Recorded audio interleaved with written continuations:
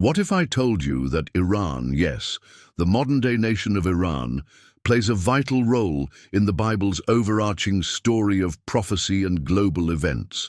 Typically, when people think of the Bible, their minds immediately go to Israel, Egypt, and Babylon.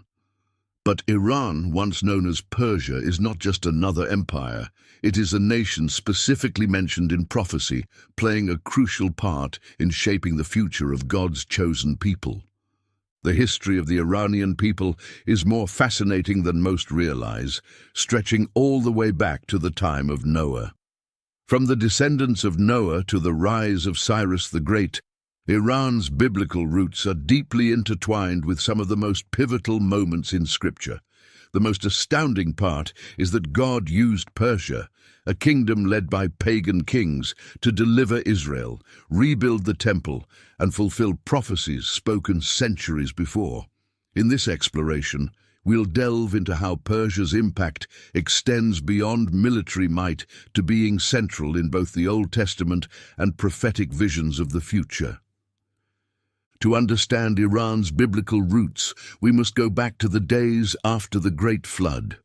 According to Genesis 10, Noah's three sons, Shem, Ham, and Japheth, became the ancestors of the nations. Japheth's son, Madai, is the forefather of the Medes, who later joined with the Persians to form the mighty Medo-Persian Empire.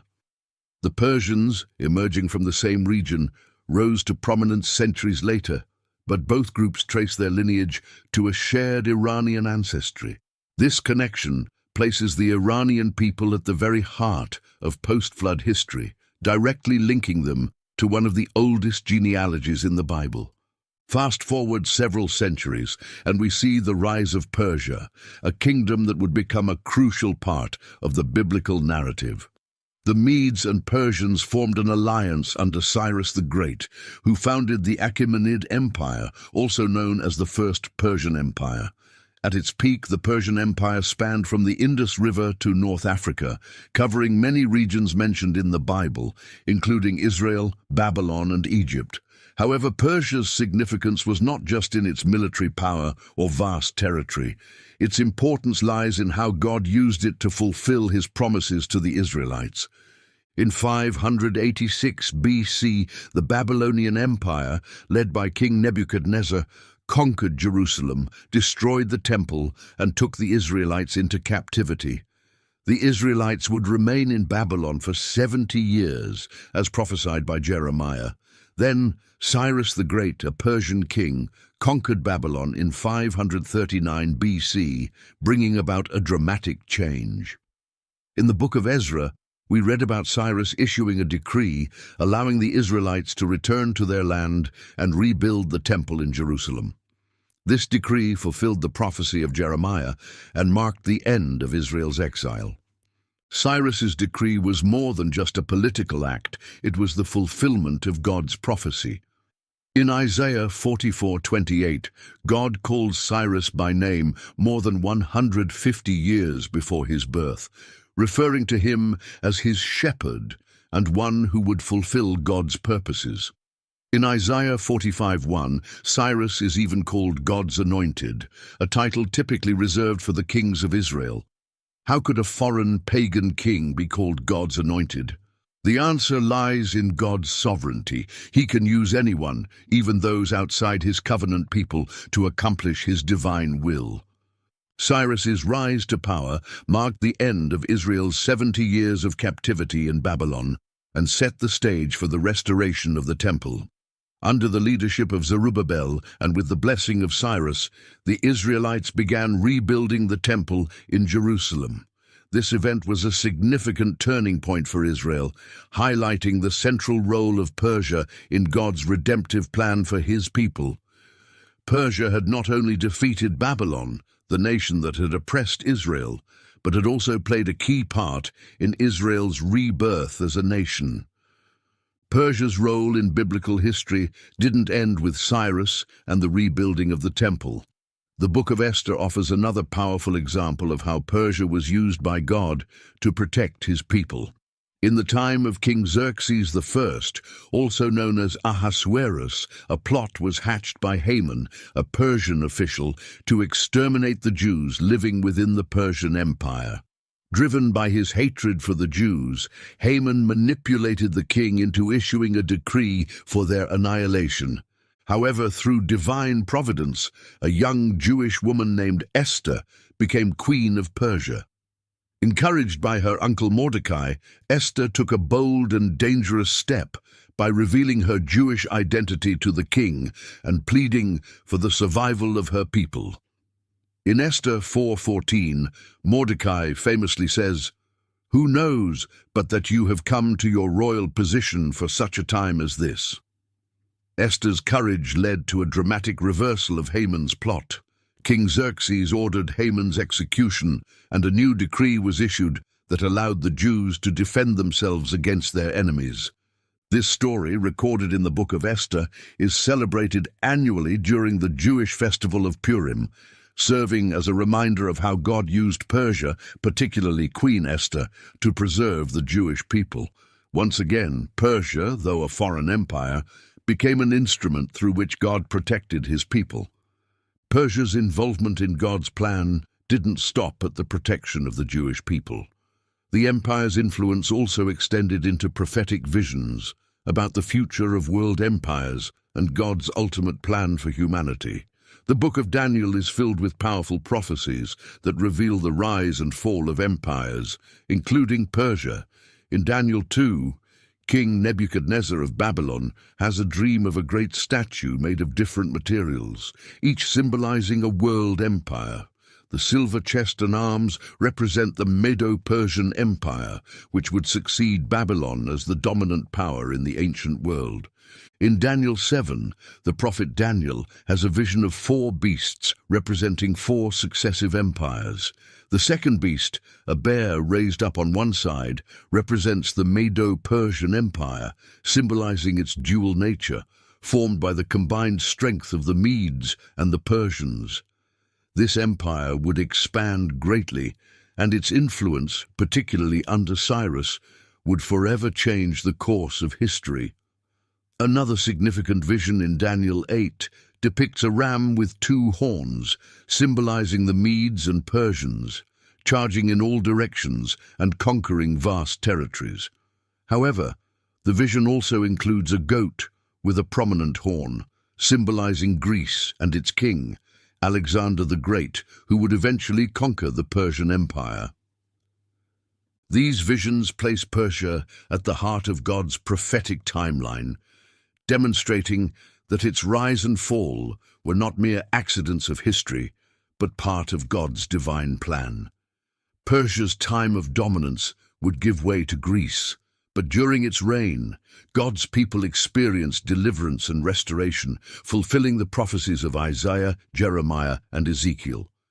Though the Persian Empire fell to Alexander the Great in the 4th century BC, its influence continued to resonate throughout history, even during the time of the New Testament. By the time of Jesus' birth, the Persian Empire had been replaced by the Greek and later Roman empires.